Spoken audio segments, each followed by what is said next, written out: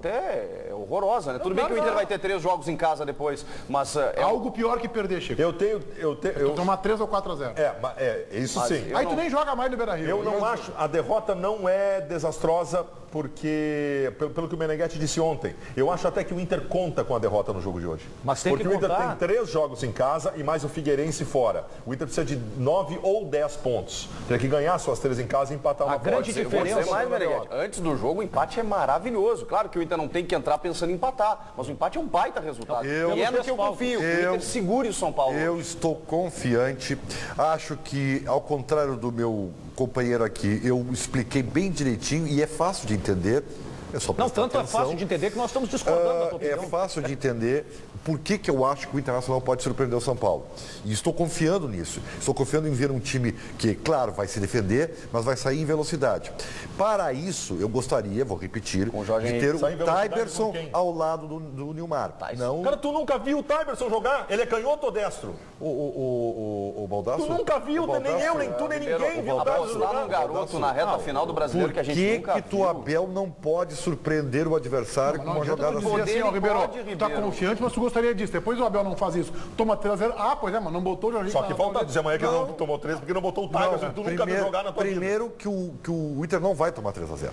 Segundo lugar, o Internacional pode ser sim um time competitivo. Eu não posso discordar de ti, do Tyberson. Eu não posso nem discordar nem concordar. Claro. Eu não conheço, eu tenho que assumir a minha ignorância. Parei. Tu também não conhece? Eu estou baseado nas informações que eu recebi. Não, Ribeiro, surge um menino, tu é o primeiro a dizer, vocês estão taxando o rapaz de craque, vocês estão apostando demais no menino. Agora nós nem vimos o Tyberson, tá dizendo que é solução. O primeiro a atacar, Ribeiro. Solução. O Sacha não foi um jogador que não estava jogando nada. Mas o Prati não joga nada. O Luan faz 3 jogos diferenciados, chama a atenção do país inteiro. Calma, olha só, é um garoto. O Tyberson não jogou ainda. A partida inteira. E aí, olha o Tyberson. Ribeiro, sugere o comercial, Ribeiro. Sugere o comercial para esse momento. Eu custo acreditar. O Internacional, ele toma 4 no Grenal. Até não teria time em condições normais para tomar 4 no Grenal. O Inter vai sem meio time e as chances do Internacional, elas diminuem à medida que o Taiberson não joga. Ribeiro, vou falar sério, Ribeiro. Acho que o Baldasso está certo. Tem que fazer aquilo que o D'Alessandro fez no Grenal e que o Brasil não fez contra a Alemanha. Faz uma confusão. Faz uma confusão. Briga com o bandeirinha, bota uma bomba dentro do estádio, cria uma confusão para parar o jogo. Aí tá certo, D'Alessandro. Eu vou tentar. E eu acho que o D'Alessandro tinha que fazer o Ribeiro. Só um pouquinho, Ribeiro. Perdão. Eu tenho que ser mais didático. Eu achei que seria mais fácil. Tinha que fazer. Mas eu vou ser mais didático. Retira o Tyberson, né? O Nilmar, se jogar com o Wellington Paulista e Rafael Moura, a bola não vai chegar. Não vai chegar, porque o Inter ficou sem os seus famosos articuladores. Mas eles não jogam 2 atacantes? Não, mas se ele fizer isso, Baldasso... Mas ele não vai fazer isso. O Bruno acabou de informar que pode ser isso. A grande tendência é o Igor, o Bertotto e o Jorge Henrique. Então... Bruno, o São Paulo não tem o Pato. Tem mais algum desfalque? São Paulo? São Paulo tem o Alexandre Pato como desfalque, ele foi liberado pelo departamento médico, mas não tem condições físicas de iniciar jogando. O outro desfalque na lateral esquerda é o uruguaio Álvaro Pereira, que foi convocado. Aí uma dúvida, Meneghetti, no time de São Paulo.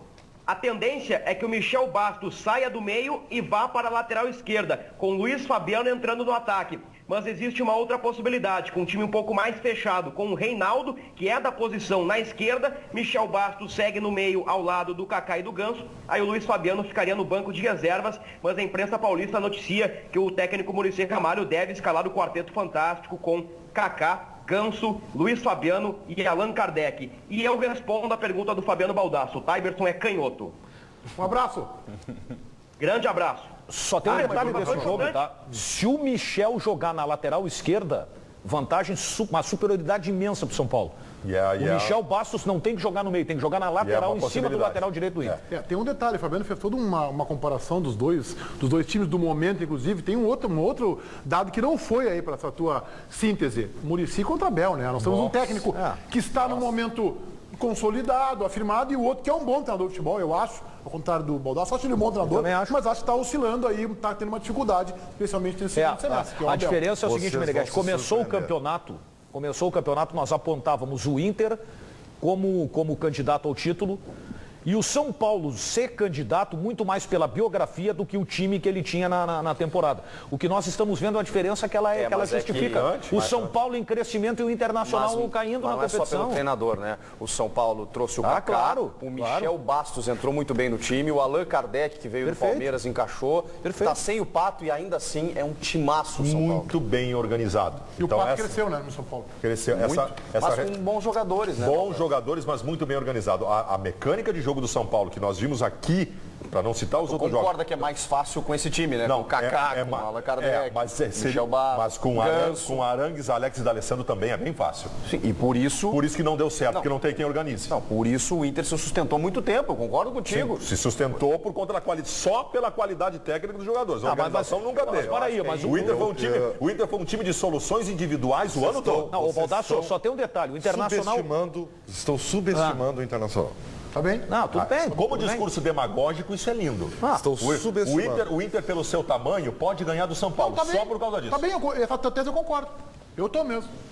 Acho que nesse jogo o Internacional eu estou subestimando. Acho que o Internacional não tem a menor... tem a chance matemática? Mas é claro que tem a chance matemática. Claro. O Grêmio com um a menos endureceu com o Ajax e não ganhou no detalhe. E os principais cobradores de pênalti do Grêmio perderam pênalti naquela noite. O Dinho e o Arce. Então, tudo pode acontecer. A Internacional pode ganhar o jogo por 2-0. Mas não é provável. Não é provável. Eu acho que pode acontecer. Eu acho pode. Todos nós sabemos que pode acontecer. Pode nem sair o jogo hoje.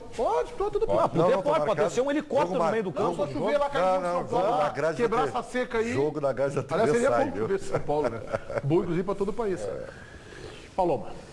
Bom, o Daniel Nascimento e o Osmar Júnior ainda acreditam que o Inter pode surpreender hoje contra o São Paulo.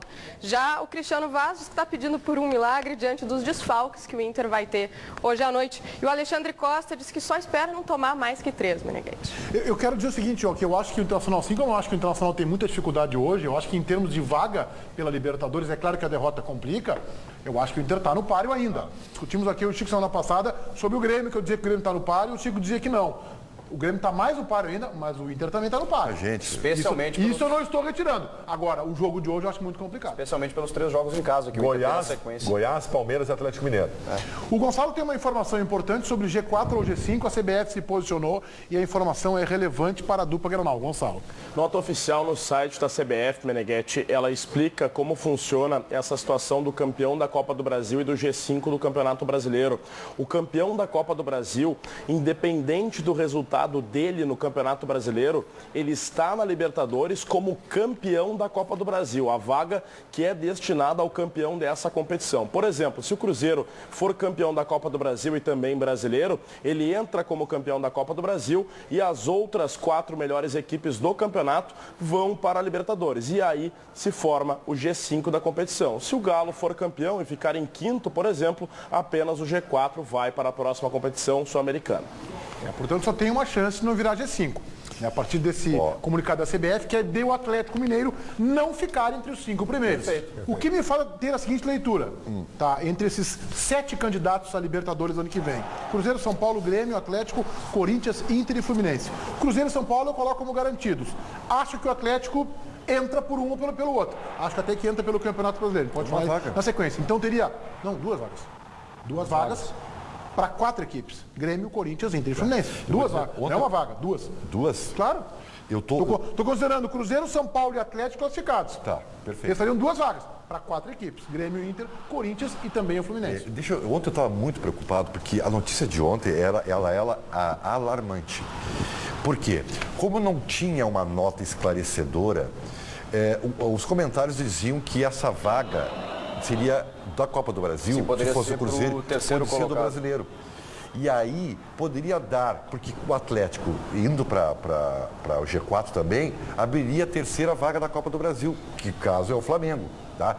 E aí eu fui ver a tabela do Atlético Mineiro e é uma barbada.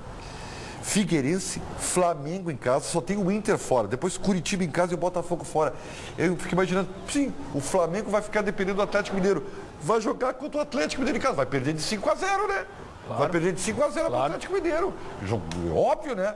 Então, ainda bem que a CBF colocou essa nota, porque dá uma transparência, assim, na finaleira do campeonato. E o São Paulo ganhando a Sul-Americana não interfere nisso? Somente se o São Paulo não estiver no G4, ou no G5, no caso. Aí vira G3. Não é a tendência. Então, acho que estamos nessa briga aí, né? 4 equipes para 2 vagas.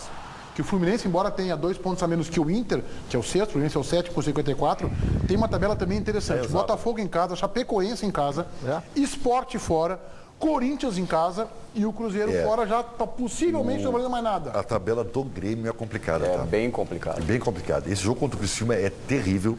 E depois ele pega Cruzeiro e Corinthians. O jogo contra o Criciúma não torna, pelo amor de Deus, pegar o pior time do campeonato não pode ser base para a tua argumentação de que a tabela está complicada, né? Olha aí a tabela, vamos ver a do Grêmio. Criciúma fora, Cruzeiro em casa, Corinthians fora. Esse é o jogo complicado. Esses dois. Eu acho que o Grêmio tem uma tabela boa e pode ganhar, inclusive, os 2 últimos jogos com tranquilidade, de Bahia e Flamengo. Mas o Grêmio ganhou o Grenal, mas a situação do Grêmio é complicada de classificação. É que vocês de novo melhor que a do Inter, né? Eu não acho. Acho que o Inter, pelos 3 jogos da casa, tem uma Bota a tabela do Grêmio aí, Paulinho. Bota a tabela do Grêmio. A questão do Inter vamos lá esse do Inter, então. aí, né?